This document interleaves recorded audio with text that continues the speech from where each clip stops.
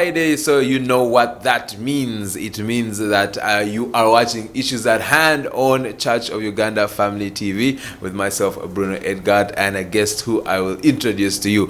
Now, of course, every Friday on Good Morning Family, we have on Issues at Hand, we have a police officer who comes to tell us about critical issues that we must be aware of as a populace. And the issue we are talking about today is back to school. What are the things as parents we need to be aware of when it comes to our children returning to school, and how can we motivate our children to return to school? Because you know that our children have enjoyed the holidays so much, some might not be motivated enough to go back to school. So that's the discussion we are having today. Now, of course, Issues at Hand is proudly brought to you by Protea Hotel in Tebe. The number is on your screen. Make a booking and a reservation today if you want to enjoy the amenities on offer, especially if you remember some schools have opened, especially for candidate students, but if you still have your children, you still have a chance to go and enjoy a weekend with them at Protea Hotel in Tebe, so don't miss this chance. Now,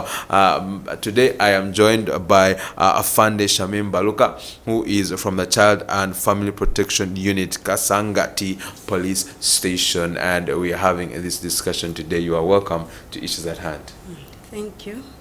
My name is Assistant Superintendent of Police, Baluka Shamim, and I head the Department of Child and Family, Kadsangati Police Station.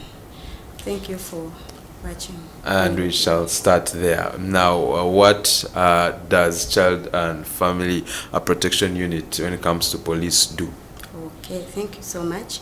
In family office, we handle cases related to children and domestic violence cases. Some of the cases that are handled, we have child labor, child neglect, child abuse, child desertion. We also handle domestic violence, threatening violence. So those are some of the cases that we handle in Child and Family Office, but still there are those cases which are family in nature, but they cannot be handled at the police. So in case a client comes reporting such cases, we always refer to court, to Child and Family and Children Court. Yes. Wonderful. So you're the right person to talk to when it comes to this issue. So back to school is here, and there are many things that we think about as parents. We think about school fees, we think about the schools that we're taking our children to, we think about shopping and all that. But sometimes we forget that we have a vital role when it comes to motivating our children to go back to school. For many of them, it's not easy, especially since they have enjoyed the holiday. So it's imperative that we do. So how exactly can we motivate our children to return to school? Wow. Now, as parents, we have a bigger role to play when it comes to motivating children at school to go back to school. Not every child that wants to go back to school. But as a parent, what you're supposed to do, one, let us always reward our children for their efforts. Now, like, for example, if maybe your child performed well last term, as you are preparing him or her to go back to school, talk to her, talk to him. Say, my daughter, my son, last time you performed very well and you got good grades. So I'm really happy for that. You made me proud.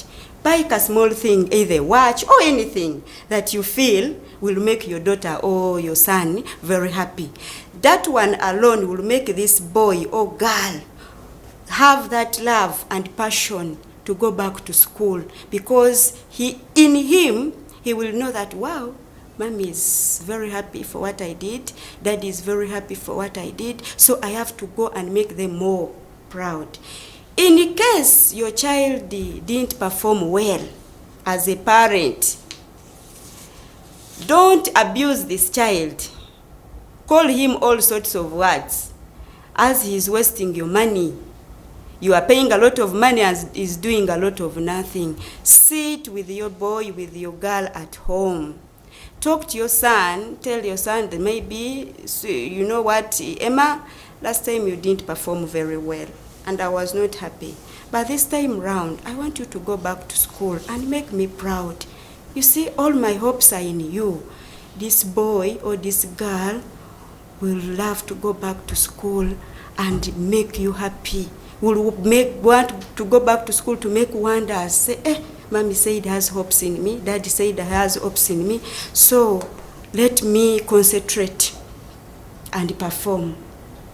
The other issue, as we are preparing children to go back to school, let us sit them down, show them a bigger picture in what is in education.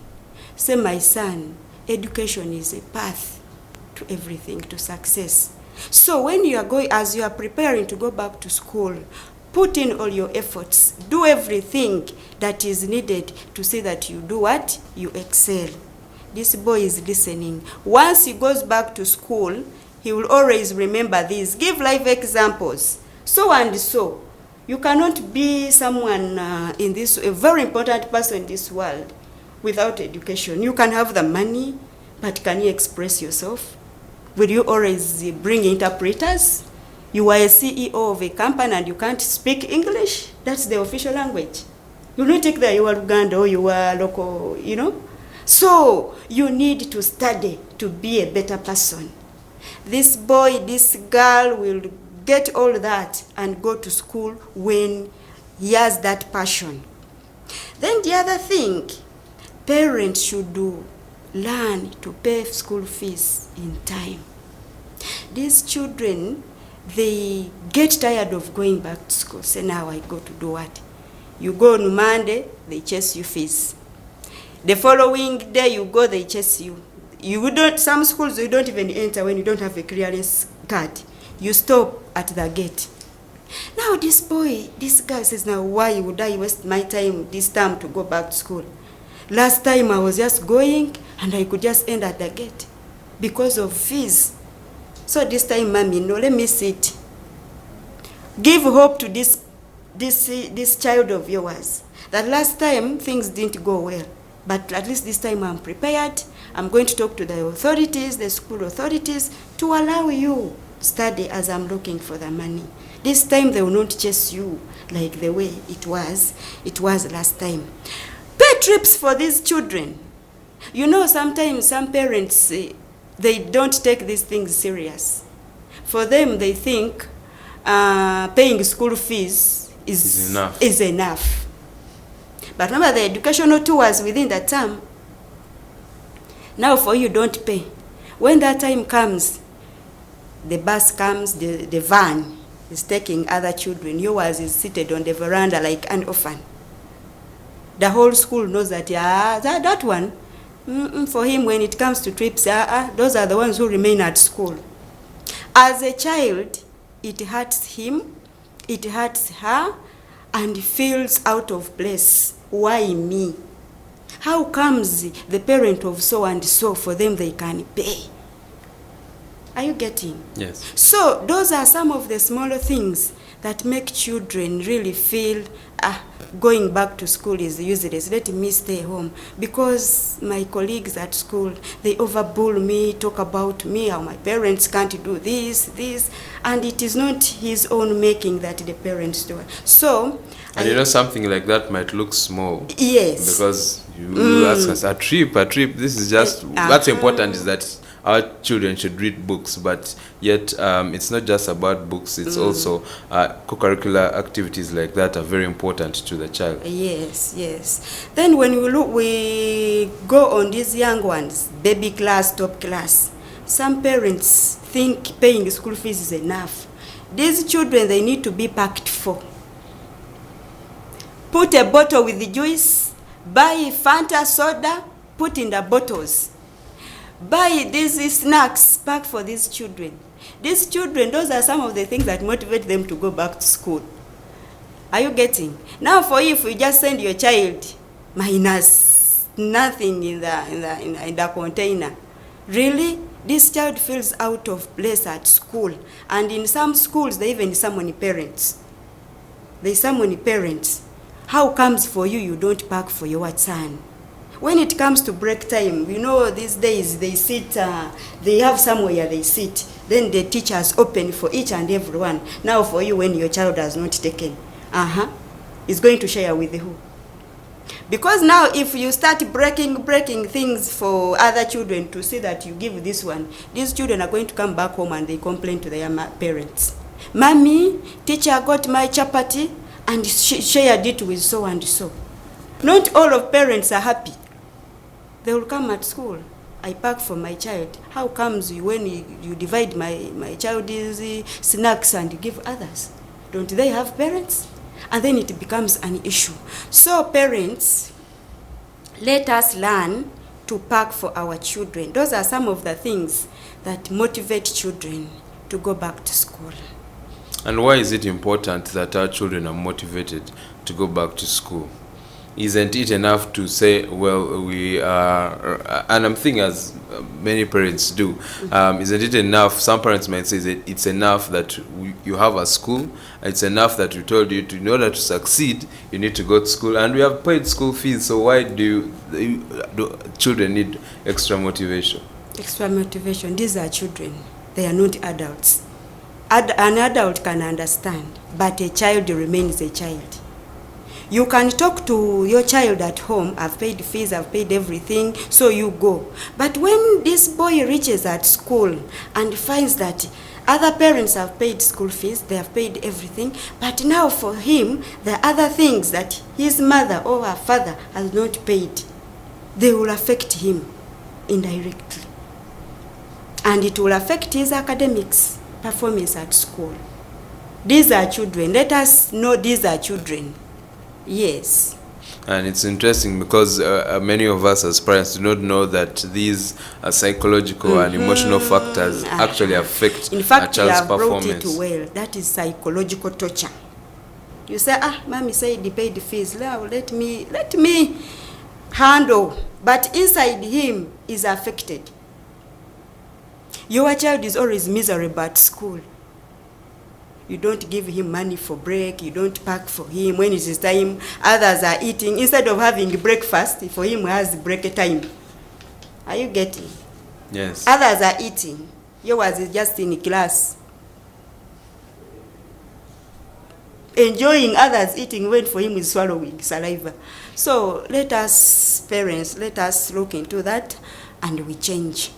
You know, educating a child, it is a sacrifice.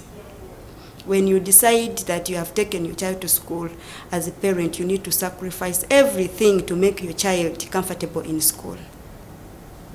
Indeed, and that's why it's important. Now, it's important as well to know that in order for us to motivate our children, we have to communicate with our children. So how important is it, and how indeed can we improve the communication between us as parents and our children? Okay. Now you see, some parents are too rude. Some parents are not lovely. They don't have love for their children. These children, when they come back from school, they have a lot to share with you as a parent. But at times, parents don't give them what? Time. When a child comes back from school, tells you that, Mommy, do you know what? I want to talk to you. Daddy, I want to talk to you. Give him time. Listen to him. For example, a child can sit you down and tells you, do you know what, Mommy? I don't want to go back to that school. Why? Ask him why. Say, Mommy, at school they beat me. There are some stubborn boys who bully me. They beat me. They torture me. And when I report them to the teacher, I go to the staff room. I report them to the teachers. They punish them for what they have done to me. But at night, because we are sharing the same dormitory, they come and revenge on me. They pour water on my bed. They pour water on my bed. They eat all my things from my suitcase. I just sleep. They make me to sleep on a wet mattress. You know, they knock me on my head. So, Mommy, really, change me the school or put me in day school. I don't want to go back to boarding. I am tortured because now, every time I report, they punish them. And after punishing them at night, still they come and revenge on me. So now I see reporting is useless.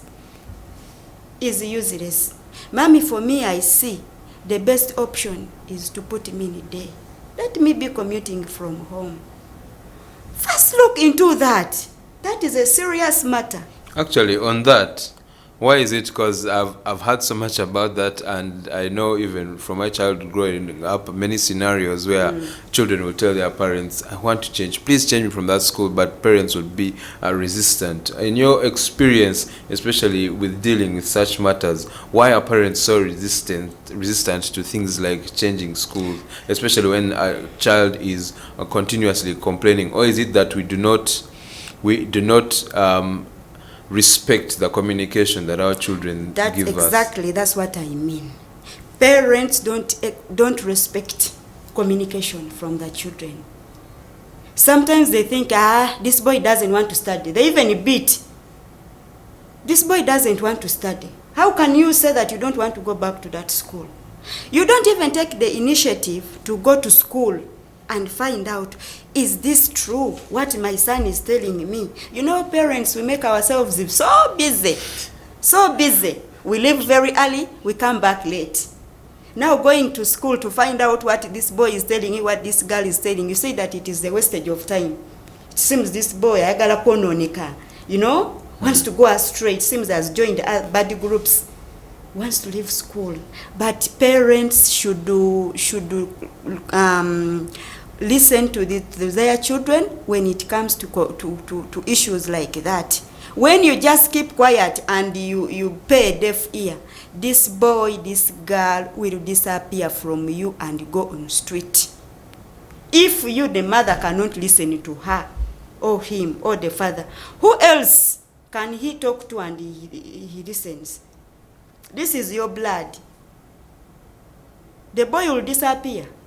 As you are organizing, paying fees, the boy will run away from school, from home, because he doesn't want to go to school. He has told you his issue, he has told you his challenges facing at school, and for you, you have not given attention. Then the other issue, these children complain, matrons torture them. I have received very many cases of matron torturing children. You know, you're a matron, you're the children who are under your custody, P1, P2, baby, P3. Those are children who urinate on bed. That is normal. Children have to urinate on bed on a daily basis. Then for you, matron, you come in the morning, who told you to urinate on the bed? Why didn't you take your mattress? You get the child from class just because he or she forgot to take the mattress out. Then you pinch, you start beating a child of P1. Parents don't bring their children at school to be tortured. When they employ you as a matron, you know what you're supposed to do. Parents are paying a lot of money because they know matrons have to be paid. They are the one taking care of their what? Their children. But for you beat a child, you torture a child, you push the child on the wall just because you urinated and you didn't take the mattress outside. So on visitation days when the parents go, these children reveal, and sometimes they have even scars on their bodies. Now as a parent, can you keep quiet? The moment you go to the school administration, you report your issue and they don't give you attention, the next thing, and some administrators, they are not good. When they research an issue, because this is their matron, this is a parent, they try to cover up instead of addressing the issue. Now when the parent is not satisfied, they run into police. And a child of 5 years, 7 years cannot lie. Those ones can record statement. They can narrate the story very well. So when a child tells you, Mommy, I don't want to go to that school, the matron overbeats me, the matron overpinches me. Please, why would you insist to take your child to such a school? They have so many schools which are nice. They take good care of the children. Or as a parent, reach the school and find out, is this true? Go and talk to the administrators about it, and they find a solution. Other than forcing a child in that school, you are taking the child, but the girl or the boy is in fear. Now mommy is going to leave me there. Again, matron is going to beat me whenever I do susu. And now this one, you can't control it. Susu just comes at night. You can't as a child. You are taking the child to school, but the child is already what? Already worried. So let us always listen. The parents should always listen to their children when they have issues, banning them. That's true. So for those of us who have been rebuked, and in a good way, with love, as parents, how what can we practice when it comes to making our communication better? How can we start to create avenues where the communication between us and our children improve? You be lovely at home. Parents should be lovely at home, should be open to their children, should always spend time with their children. You see, when you're a parent and you don't give time to your children to interact with them, you're always very busy. These children will not even open up to you. You are a parent who is rude, very tough at home. Even when a child has an issue, this child will not open up to you. Will not, because he will be fearing you. You are not friendly at home. Now how can I start telling you what is burning you? I know you'll back at me or even slap me.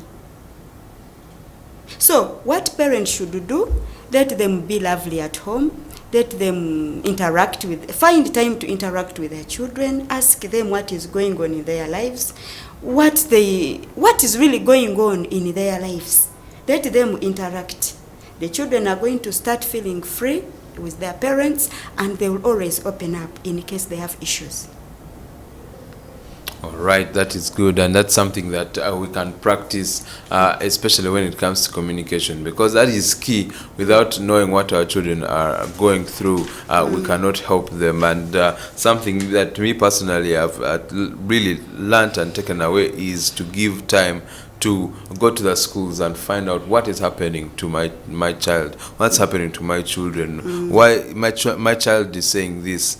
Is it true? And that's something that we need to do. We need to make quality time for everything concerning our children. Yes. And that is something we need to practice. Now, it's time to go back to school, and apart from school fees and thinking about now how we can motivate our children to go to school, there are things that as parents we have to know. You've spoken about some things that happen in schools without our knowing, that we have to know about what happens to children in schools. But also for school administrators, there are things that must be done better in order to protect our children in school. So can you start by telling us some of the potential dangers that children face while in school? Oh, right.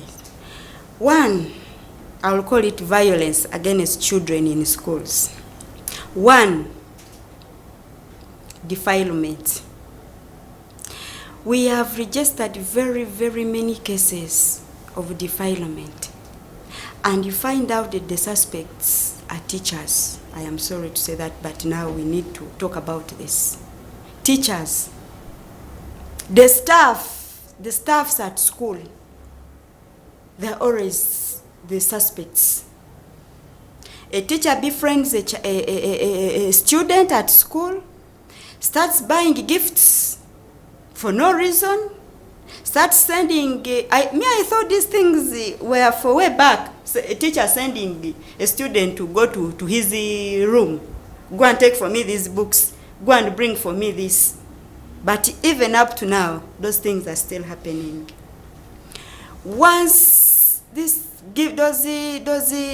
gifts for no reason, the sending of the children in teachers' quarters, they have really made our children prone to defilement. Children have been defiled by teachers. So that is one of the dangers that our children are facing in schools. Insulting. You take your child at school, but because teacher may be picked interest and this child may be refused. Then the teacher starts insulting the girl, throwing all ugly words to this girl. Are you getting? Nicknaming. Any bad example refers to your child, to your daughter, or to your boy, just because there is hatred from fellow students, and even teachers themselves. Teachers also have contributed much for our children dropping out of schools, because we get such issues. When parents, you go to the administration, you complain about a certain teacher, but because he's a teacher, he's a good teacher in mathematics, in chemistry, they don't want to lose him. So for you as a parent, they just look at you and ignore you. What next? What a parent does is to come at police and report. And when we go out to arrest the teacher, then they start pleading. Please, don't put the school in the what. But now, as an administrator, when such a case comes, why can't you solve it? Why can't you address it before it reaches police? So our children are being defiled in schools. Even fellow students. There is what we call that sex between children. That case is called child-to-child sex. Child-to-child sex, they go on, falling in love by themselves, and, instead of concentrating in academics, they keep on doing things that are out of what took them there. I think that is it.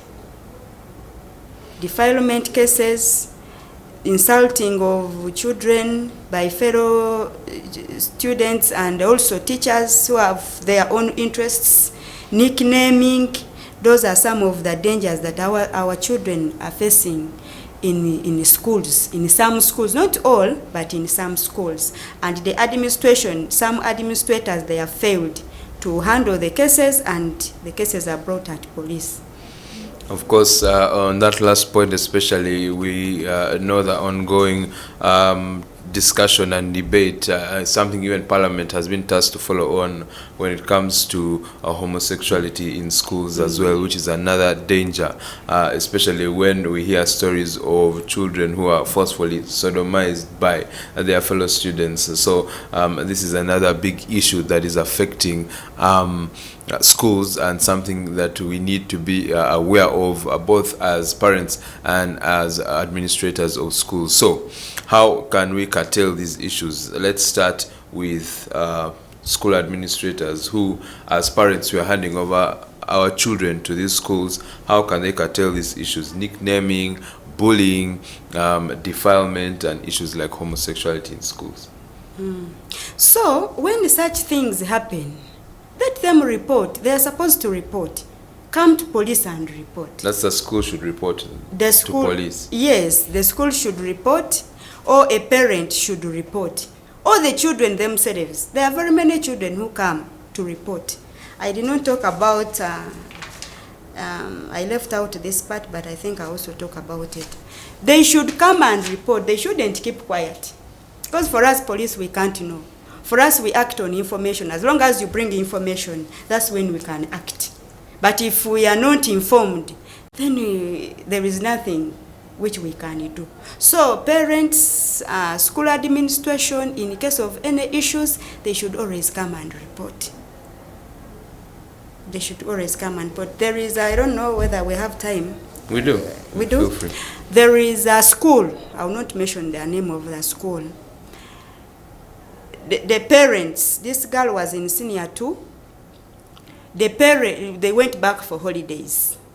When they went back for holidays, they wanted to marry off this girl. The parents themselves, they were supposed to take her last month. So now the brother to this girl never wanted, because even the girl herself never wanted to get married. What the brother did was to make this girl escape from school, from home. There, that side of Western. The girl escaped from home and ran.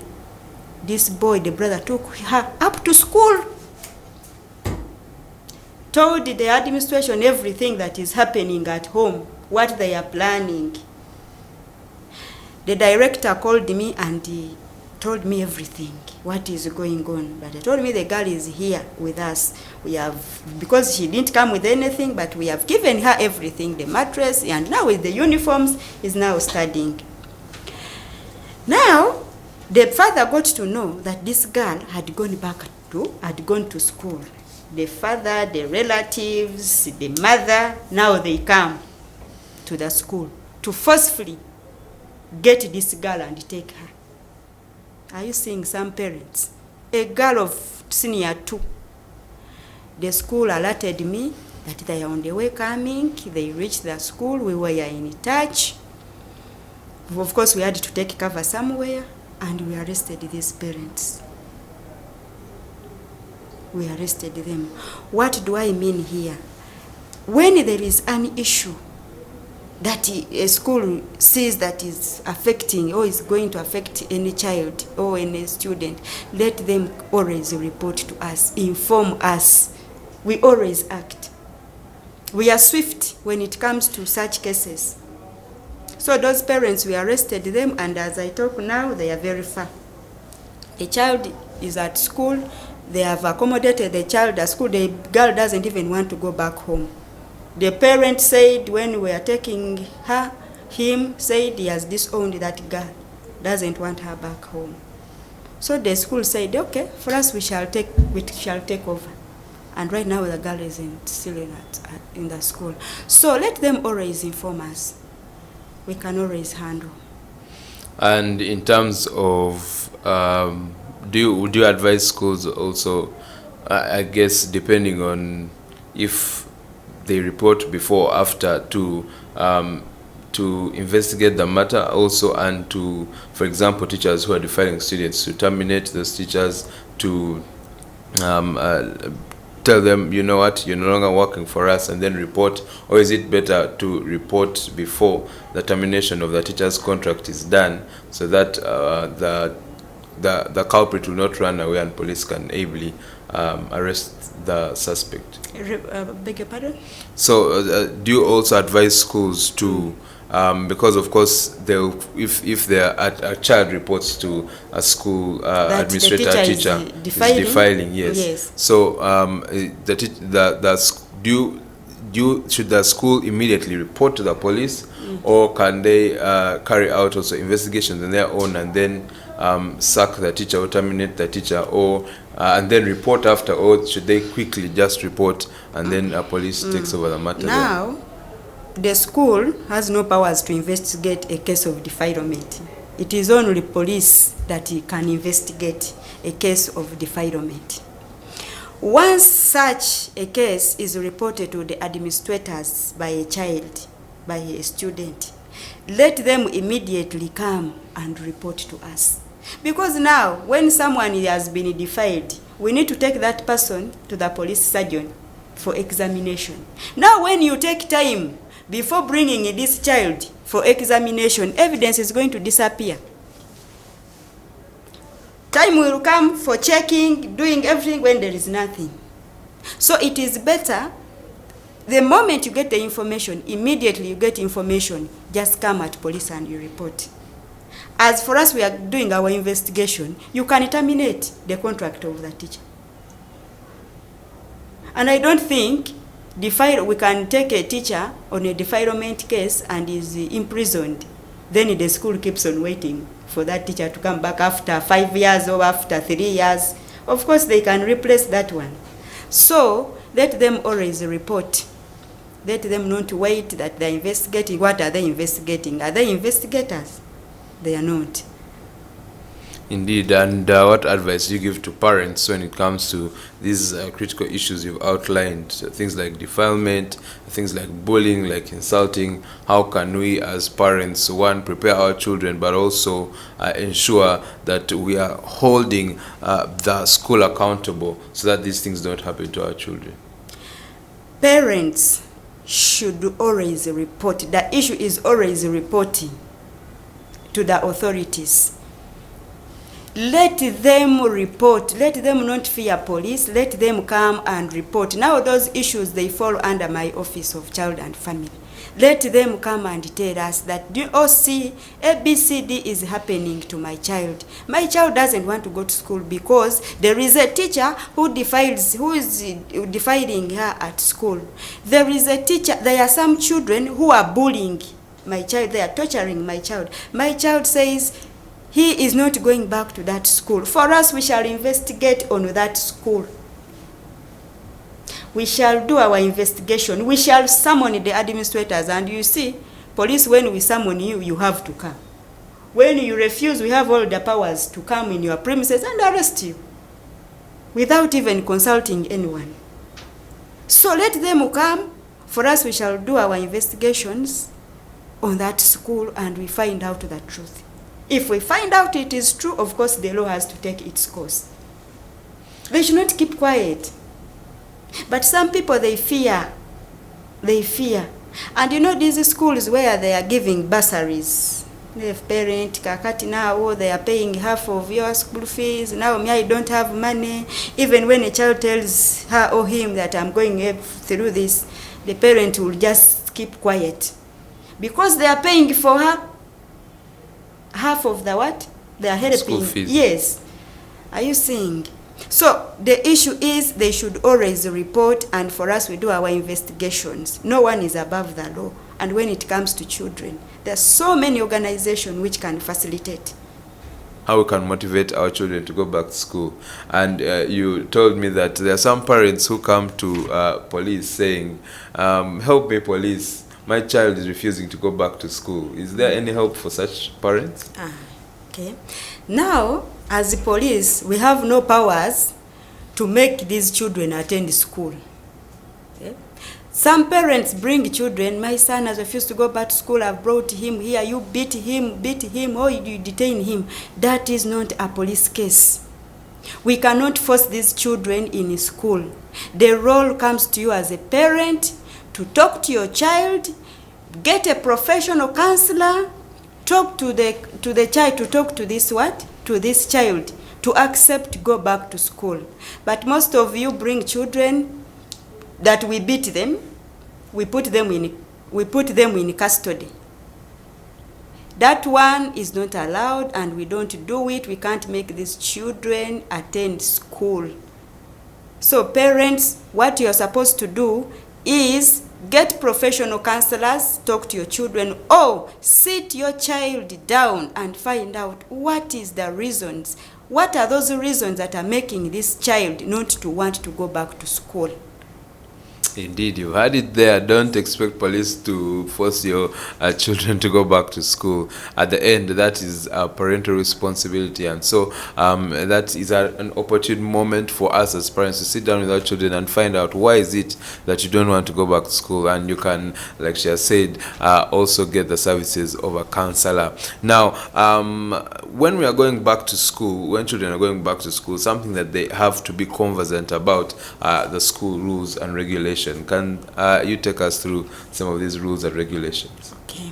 You see, when parents they go to enroll their children in schools, they always give them a copy of very many school rules and regulations for them to read together with their children, and after analyzing, understanding each rule and its punishment, they are supposed to sign.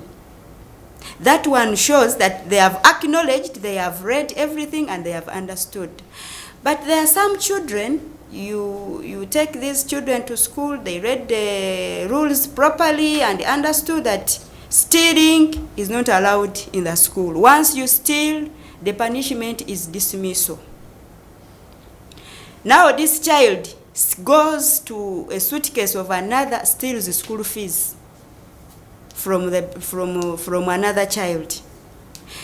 Once the school administration gets to know, they suspend or they dismiss this child. As a parent, because you have paid the school fees, you have paid the school requirements, they call you, come and pick your child. You just come direct to police to report that the school has dismissed your child. It is your role as a parent to talk to your child as they are going back to school, that please, you read and understood the rules of the school. So make sure you don't tamper with any, you don't contradict with any rule. Because once you contradict with any rule, they are going to dismiss you. And me, after paying school fees, the whole thing will come back to me. It is me, your parent, to do what? To lose. Some parents, some children go ahead and fight at school.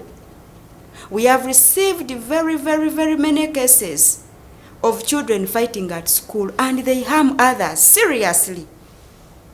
And some parents are not cooperative. They call you, please, your son has assaulted another. You come and you sit with the parent of this one. You see how to handle this.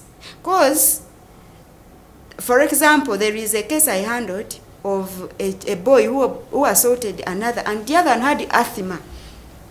Got a brick and hit him in the chest. The other one collapsed. They had to call the parent to come and rush the boy where? To the hospital. Indeed, the woman spent a lot of money because the other one had already a chronic disease in him. Now the school called the other parent. Please, can you come and you sit with your fellow parent and you see how to harmonize this? The parent was not cooperative at all. Was just quarreling with the administrators. This parent went and treated his son, after came to police because he had failed to get help from the school. I myself, I contacted the parent. Can you please come and we sort out this? Because remember, the criminal responsibility age is 12. The moment you are 12 years, there we can arrest, detain, produce you in court, and you go and serve in prison. This parent still refused to come. What we did, because this one was also following up his case. This boy wanted to kill my son. What we did was to go to school and arrested the boy, brought at police, recorded the statement. Then after, that's when the parent now, sense came in her to come at the police, and we sorted the issues. Now, why would you really reach that level? The child, you read the school rules properly, that fighting is not allowed at school, stealing is not allowed at school, leaving school without permission is not allowed at school. Then after reading all of that, then the child goes and does contrary. Then once when they dismiss the child, you come at police. You come at police to report how they have dismissed, so let the school refund back your school fees. Please, that one is impossible. That one is not our work as police. Maybe we can refer you to court. You go for civil.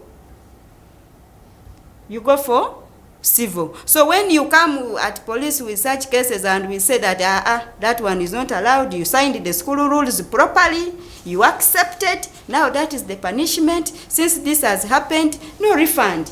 Don't go quarreling that police has not helped. You understand, talk to your children as you're preparing them to go back to school. Let them revise the rules of the school. Let them revise and remind themselves what the school rules says. Then they go back to school. Maybe they forgot, because the repercussions will come back to you. It is you, the parent, to suffer the consequences. Yes. The interesting thing that you've mentioned is that, of course, the children should be the core ones who understand the school's rules and regulations, because they'll be in the school while it's happening. But something important that you mentioned is that it's also crucial for us as parents to understand them. Many of us sign those school rules and regulations without even reading them. And then after, like you said, when something happens to our child, we'll go in school and complain, what is this? This is not supposed to happen. Where is it written? And yet you sign. So it's very important for us to know the school rules and regulations as well. Yes. That's very interesting. And it goes back to also discipleship, to the fact that actually going through the school rules and regulations with our children is an opportune moment for us to disciple our children. So, for example, if there's a rule on stealing, you tell them how stealing is wrong. For those of us, especially as believers, that it's something that is ungodly, and that is something you even related to the Word of God. And this will be a fantastic time that our children will go away feeling nourished and understanding that when it comes to our culture as believers, or when it comes to our family, these are vices that we should not have in our family. So that is very, very crucial. Thank you for telling us about that. Now, of course, for children, in order for children to get to schools, there is need for transportation, either by parents or the children go alone. But it's another issue, I understand. So as parents, how can we handle this issue of transporting our children to school? As parents, there are some parents who are lazy. Can I call them lazy? Or they say, I don't care. They are those parents who are, I don't care. Your child wakes up, prepares to go to school, or maybe you wake up and prepare your children. Like now, let me start with the nursery children. You prepare them. After preparing them, there is this boda man who comes for them. But when you look at the number of children who sit on that motorcycle, some of them I've seen photos of 7 children seated. 6, 3 behind, 3 in front, then the rider himself, 7 on one motorcycle. And remember, all these children are carrying their bags. They are on the motorcycle. Anything can happen, and these people fall off. And remember, it is very early in the morning. Some of these children, they are on the motorcycle, but they are dozing. You know these schools of these days. Children go to school by 6. They are already in class. They are already on their way going. You see? As a parent, as a responsible parent, what is making you so busy in the bed that you cannot wake up, escort your child up to school? Sit with him or her on the motorcycle up to school. Remember, these are younger children. They are dozing. They are taking them, but they are like this. Those ones who walk on foot to go to school, they are like in the morning shivering while dozing on their way. What is making you so busy in the morning that you cannot escort your child to go to school? What if this child of yours falls off the motorcycle? Will you cry? Can't you spare some 10 minutes or 15 minutes you drop this boy of yours to school? Why would you accept a motorcycle to carry 7 children, even yours inclusive, up to school? I told you educating a child is a sacrifice. You need to see what is very convenient for your child. Something that is comfortable, makes your child comfortable as far as school is concerned. But someone goes uncomfortable on the motorcycle that is going to school.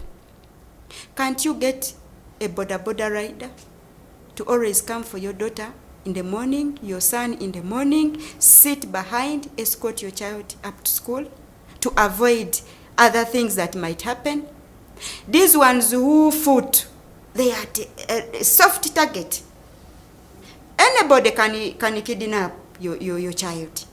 Anybody can defile your child on the way. Anything can happen. You know, these kidnappers, they know very well that once you touch someone's child, you have finished her. He can even sell whatever she has to rescue his child. So you are risking the lives of these children. You are risking the lives of those children. Let us always wake up, escort our children to school. Let us not be so busy in our beds in the morning that now school is going to start. We are all now students. We are all students, much as we are parents. As the children are waking up, you also wake up to organize yourselves.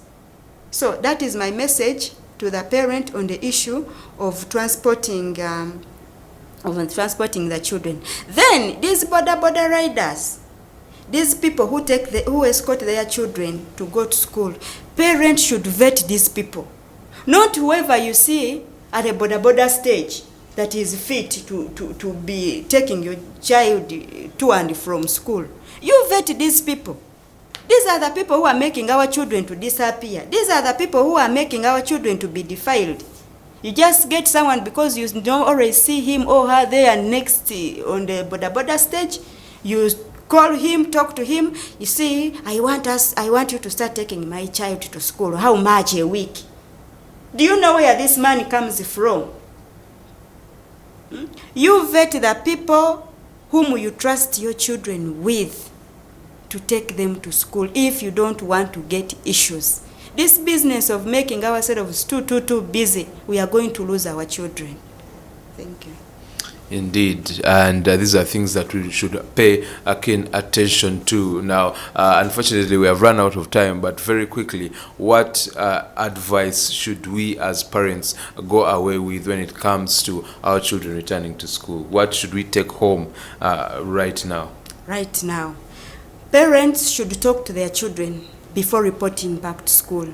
Sit with your children, talk to them as they are going back to school. Pay school fees anytime. If the money is not there, please move to the school administration, talk to them. Let your son in as you're preparing. Let them not make your son, chase your son every day on a daily basis. This child is on the road. Morning, today, tomorrow, the other day, this child is going to get tired of school. So make sure you go to the school and you talk to the school administration about it. Let us facilitate our children. Give them the necessary requirements that makes them comfortable to stay in schools. Let us not just say, I have paid the school fees, you go. You have not given pocket money. You have not bought some of the requirements. You have not paid some of the things that are needed at school. Where are you sending this child?